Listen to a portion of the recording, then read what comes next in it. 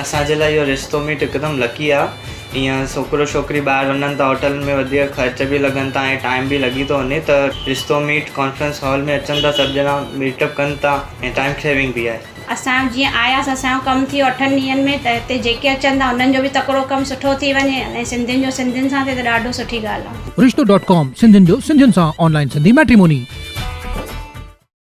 नमस्कार, मैं राजेश दलवानी, आप देख रहे उल्लास लाइन बुलेटिन। शहर की ताज़ा खबरें देखने के लिए हमारे न्यूज़ चैनल को जरूर सब्सक्राइब करें। चुनाव प्रभारी कामले साहब ने बताया, आज कई लोकसभा क्षेत्रों को होने के बाद आज मुझे थाने कल्याण लोकसभा के अंतर्गत आने का अवसर मिला है और मैं कह सकता हूं कि कल द्वितीय चरण का जो 8 सीटों पर मतदान था, मुझे इस बात की खुशी है कि भाजपा के पक्ष में एक पक्षी मतदान हुआ है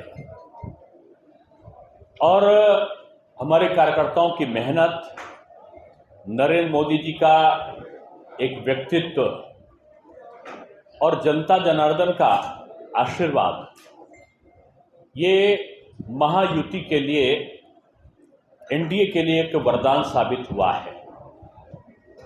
और मैं इसको इसलिए कह रहा हूं कि प्रथम चरण की 5 सीट, मैं नहीं, अब तो विपक्ष भी कह रहा है कि जो विदर्भ क्षेत्र की 5 सीट थी, पहले ही काफी अंतर से बीजेपी आगे थी या उसके मित्र पक्ष आगे थे, और कल के जो 8 लोकसभा सीटें थी, यानी 13 जगह जो मतदान हुआ है, बीजेपी सभी सीटों पर आगे है, बीजेपी या उसके मित्र पक्ष।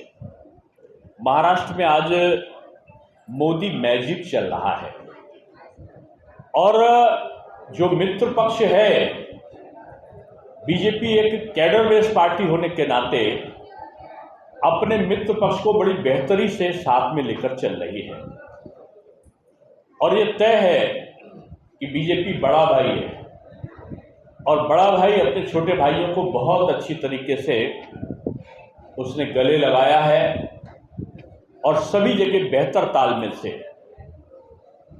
आज हमारा हर कार्यकर्ता को एक स्पष्ट संदेश है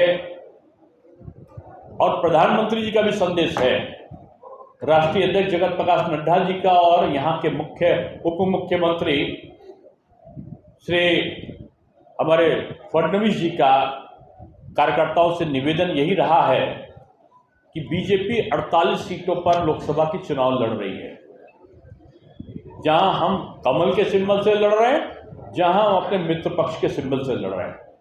मेरे कार्यकर्ता को उसी प्रकार से काम करना है और शायद इसी के कारण हमारी पूरी 48 लोकसभा में हमारा महायुति सम्मेलन भी हुआ है, महायुति के साथ बैठकें भी हुई हैं और महायुति के दलों के साथ में एक बेहतर समन्वय के साथ हमारी चुनाव संचालन समितियां बनकर हम चुनाव में आगे हैं।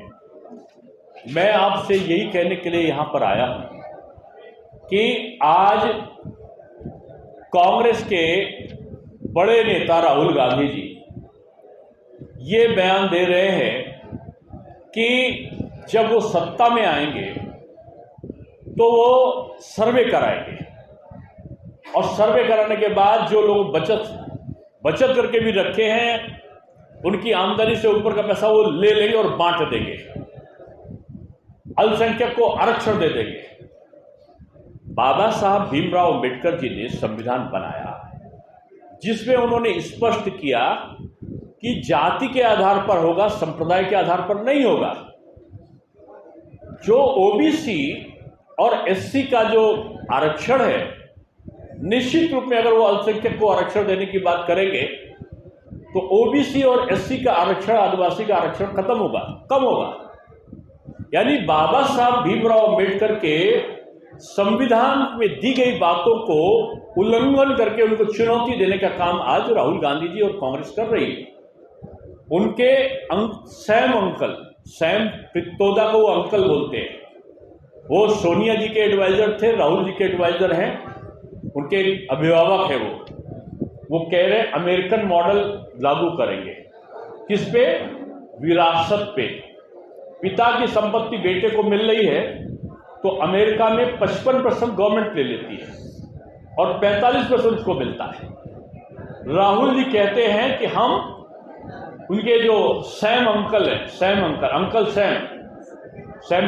पित्रोदा को अंकल बोलते हैं, तो ये अंकल हैं वो बोल रहे हैं कि अमेरिकन फॉर्मूला लागू करेंगे और जो संपत्ति को उन्होंने कमाया है वो संपत्ति का वो 55% ले लेने, ये प्रावधान करने की उनकी इच्छा है। आप देखो, उद्धव जी ने अभी तक का इसका विरोध नहीं किया। क्यों? पवार साहब ने इसका विरोध नहीं किया। क्यों? उद्धव जी से पूछो कि पूज्यवर बाला साहब ठाकरे हम सबके आदर्श हैं, जो मोदी जी को कहते थे कि मोदी पवित्र हैं, ये भारत का भाग्य विधाता बनेगा, ऐसे वाणी बोलते थे और कांग्रेस तो कहते थे ये धोखेबाज है।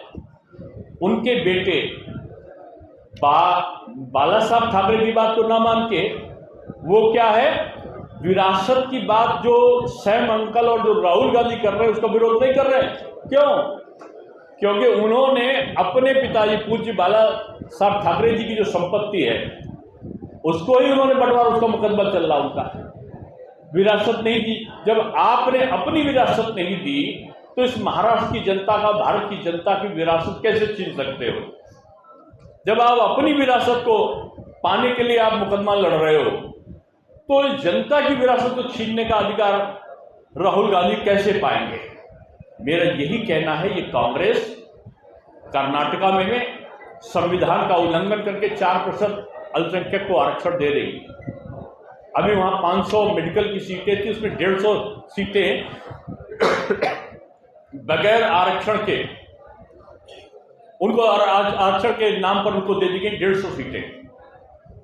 अल्पसंख्यक का कल्याण हो, ये बीजेपी की नीति रही है। हमने उनको राशन दिया, उनको मुफ्त शिक्षा दे रहे हैं, उनको फ्री का राशन के साथ साथ 5 लाख का कवर भी बराबर से दे रहे हैं। हिंदू और मुसलमान में हम अंतर नहीं करते, सबका साथ सबका विकास सबके लिए प्रयास। लेकिन कांग्रेस हिंदू को नीचे करो और उनको ऊपर करो की जो नीति लाई वो बर्दाश्त से बाहर है। हम सबको, अगर मुस्लिम गरीब है हम उसका उत्थान करेंगे, ये बीजेपी की नीति है। हम उसको राशन भी देंगे, पढ़ाई भी देंगे, हम उसको आयुष्मान कार्ड का 5 लाख का कवच भी देंगे, लेकिन हम एससी का, ओबीसी का आरक्षण छीनकर उनको नहीं देने जा रहे हैं। ये हमारी नीति है और हम बीजेपी के रहते हुए, मोदी जी के रहते हुए ये संभव नहीं होगा। ये संविधान का विरोध, बदलने का षड्यंत्र करने वाली कांग्रेस है, ये संविधान बदलना चाहती है और उसका सहयोग उद्धव जी और शरद पवार जी दे रहे हैं। इसलिए ये तीनों महाअघाड़ी बाबा साहब के संविधान को बदलना चाहती है, इसलिए वो षड्यंत्र कर रही है। और मैं इसीलिए वो जो 13 सीटें थी, 13 की 13 सीटें महाअघाड़ी हार रही है और बीजेपी 13 की 13 सीटें जीत रही है। मैं फिर से कहूंगा, 7 मई को है ना तृतीय चरण, 7 मई को जो तृतीय चरण है, मैं समझता हूं कि हमारी बीजेपी और उसके मित्र पक्ष एब्सोल्यूट महाराष्ट्र में सभी जीतों की जीत की ओर, एक सबसे बड़ी जीत की ओर आगे बढ़ेंगे।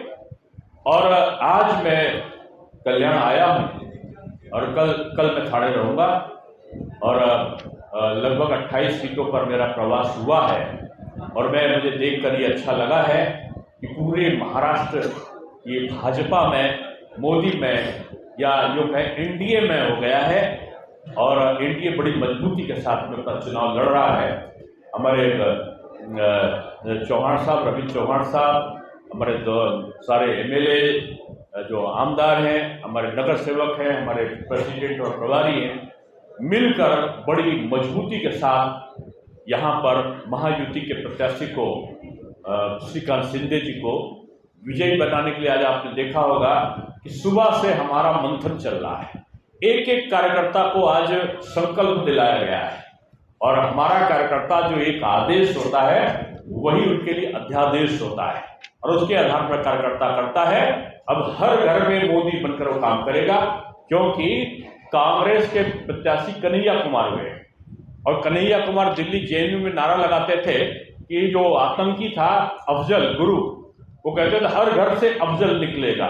मुझको लगता है महाराष्ट्र में हर आदमी कह रहा है हर घर से मोदी निकलेंगे, और इस आह्वान के साथ में यहाँ पर जो काम हो रहा है उसमें आज मैं आकर कल्याण लोकसभा में मैं पूरी तरह संतुष्ट हूँ कि यहाँ पर रिकॉर्ड का जीत का एक रिकॉर्ड बनेगा और बीजेपी का कार्यकर्ता पूरे तन्मयता के साथ यहाँ पर काम करने के लिए पूरा लग कर काम करेगा। यही मुझे कुछ आपसे कहना था। आपको कुछ पूछना हो तो पूछ सकते हैं। सूची जाहिर नहीं की है तो इसमें क्या कल्याण लोकसभा के लिए भाजपा या सरकार जितने सूचना का कौन उम्मीदवार रहेगा? अभी तक उनका नाम जाहिर नहीं किया। कितना क्या बोला? बहुत हाँ आप बोलो। जब दो प्रत्याशी मैंने कहा कि बीजेपी 48 सीटों पर लड़ रही है और हमारे कार्यकर्ता से अगर पूछोगे मेरा प्रत्याशी कौन है तो 48 सीटों पर नरेंद्र मोदी जी चुनाव लड़ रहे हैं। तो हमारा प्रत्याशी 48 के 48 घोषित है। अब व्यक्ति के नाम की अगर बात कर रहे हो तो जल्दी हो जाएगा। सर ऐसी जानकारी है कि स्थानीय लोकसभा क्षेत्र में महायुति के 2 उम्मीदवार, एक संजीव नायक जी, दूसरे प्रताप सरनाइक जी, दोनों अपने ओर से ये कह रहे हैं कि हम चुनाव लड़ेंगे। तो महायुति की तरफ से दोनों कैंडिडेट को किसे आप बीजेपी में ये नहीं कह सकते। बीजेपी में केवल नरेंद्र मोदी जी चुनाव लड़ते हैं और बीजेपी का जो संगठन जो कहता है कौन लड़ेगा, जिसके लिए कहेगा, अभी तो हमारी महायुति है, महायुति बैठकर तय करेगी प्रत्याशी कौन लड़ रहा है।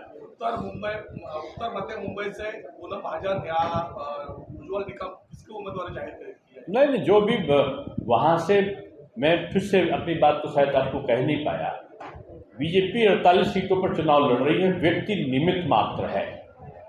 जो भी लड़ेगा तो चेहरा मोदी जी का ही होगा। अब कौन होगा ये पार्लियामेंट्री बोर्ड तय करता है। पार्लियामेंट्री बोर्ड जैसे तय करेगा आपको सूचना हो जाएगी। अभी आपने एक बात बताई कि बीजेपी बड़ा भैया है और जो छोटा भैया, अब वो बड़े भैया उसको टैकल कर लेंगे। बड़े भैया में छोड़ दो, बड़े भैया मजबूत हो चुके हैं। जब बड़े भैया हर चीज से संपन्न होते हैं ना तो छोटा भाई मान जाता है, और छोटा भाई को प्यार जब बड़ा भाई देता है तो बड़े भाई का आदर करने लगता है। अब बड़ा भाई उसको प्यार खूब दे रहा है। सोशल मीडिया में वीडियो वायरल हो रहा है कि अलादी परिवार कह रहा है कि आमिर मोदी के गारंटी में भरोसा नहीं है, सरकार जिंदगी की गारंटी में भरोसा है। इस पे आपका क्या कहना है? ना वही जो पर्टिकुलर लोकल स्तर की बात मुझे जानकारी है तो मैं क्या कहूँगा। जब पता इस पे रविंद्र चौहान जी बाद में आपको अकेले में बता देंगे। धन्यवाद, थैंक यू। जो बीजेपी के कार्यकर्ता तो डाल रहे हैं, हम सबसे कहेंगे सब लोग और अपना ज्यादा से ज्यादा डालें, यही हमारी अपील है। क्या बात करते हो, कल तो 10,000 आदमी हमारा इकट्ठा था। उल्लास लाइन बुलेटिन को सब्सक्राइब करें, बेल आइकॉन दबाएं और देखिए उल्लास लाइन बुलेटिन की न्यूज़ सबसे पहले आपके मोबाइल पर।